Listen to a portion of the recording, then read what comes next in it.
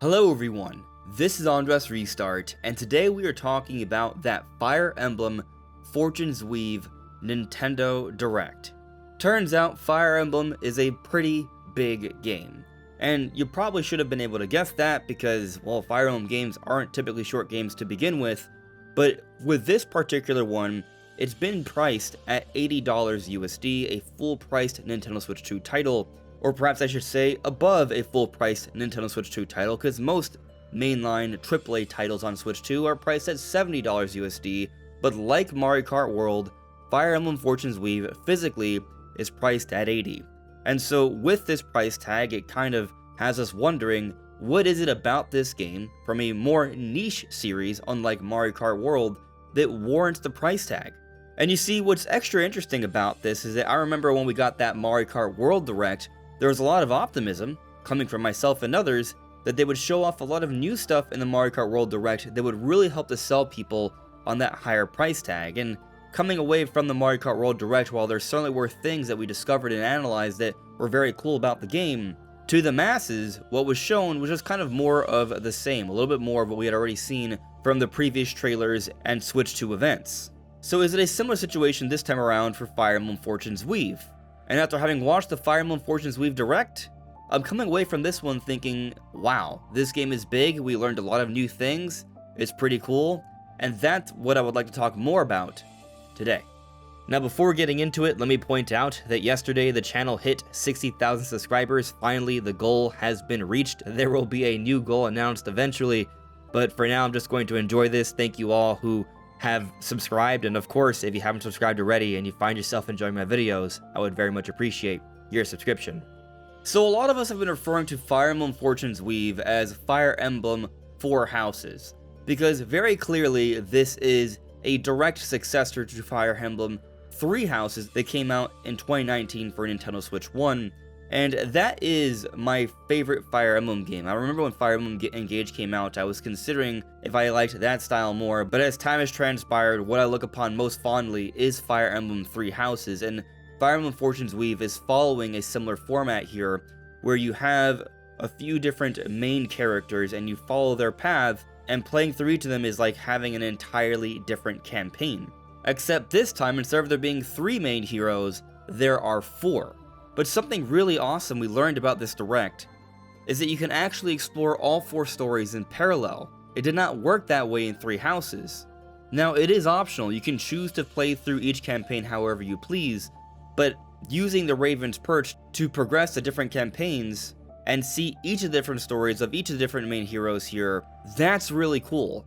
In my eyes, it's making the four different campaigns a lot more accessible, because for a lot of people, they may have played through Three Houses just one time and had their fill, but the way things are being done now, you can do all the campaigns all in one run.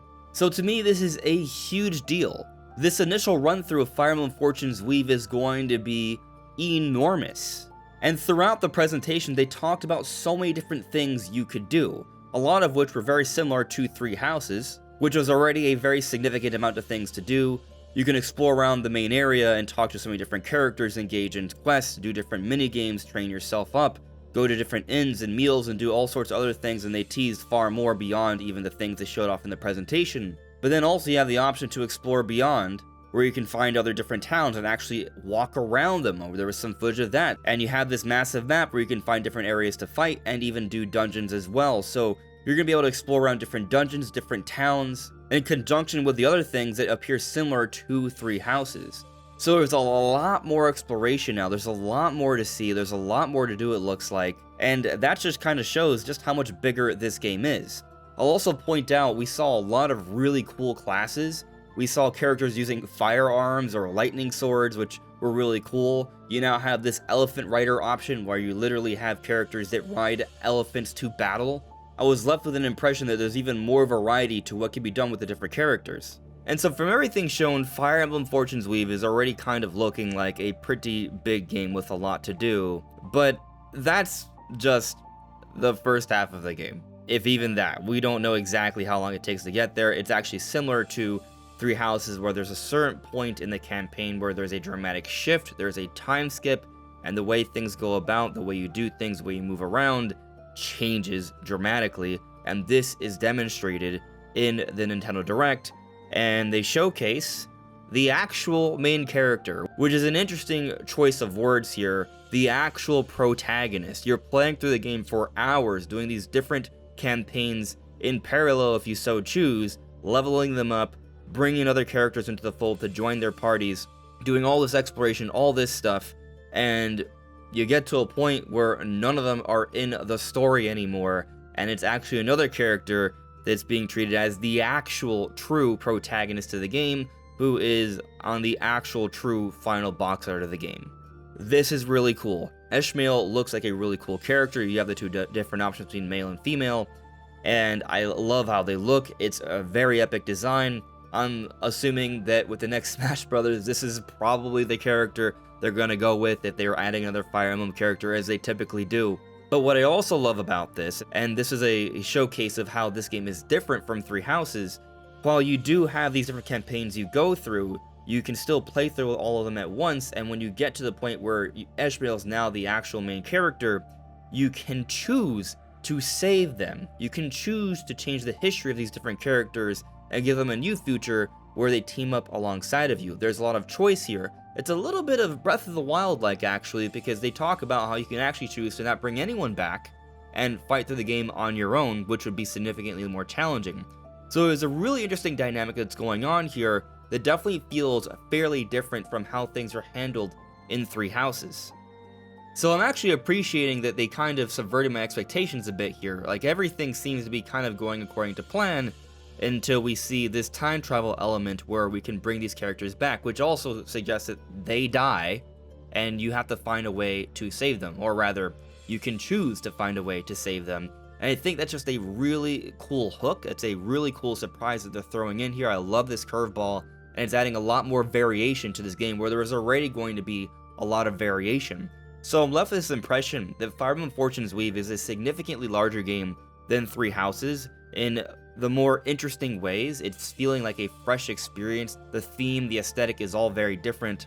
The music in the Direct is awesome.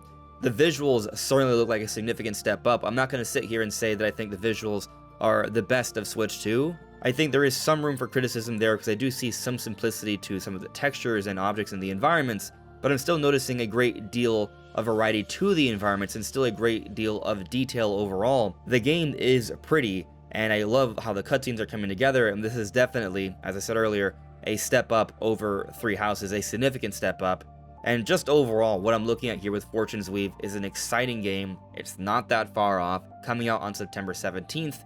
I am hyped, this game is huge, but what do you all think? Let me know in the comments below. This is AndresRestart, thank you so much for listening and watching, and I will see you all really soon. Take care. Bye.